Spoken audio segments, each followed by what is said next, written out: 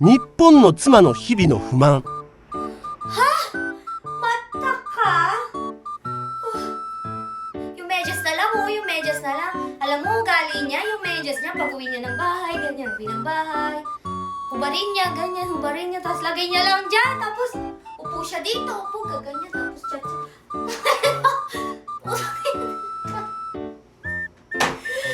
Guys, bakit ang medyas nasa ibabaw ng lamesa?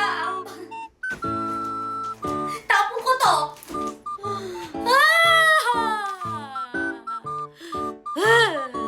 Pero hindi ka magagalit, hindi ka magagalit. No stress, no stress. Hindi ka magagalit. Kalma, kalma, kalma, kalma. Hindi magagalit. Okay, dadamputin ko na lang. Ako na lang yung maglalagay sa laundry basket. At ayusin ko to, ilalagay ko sa tamang lalagyan. Kasi ganun ang asawa.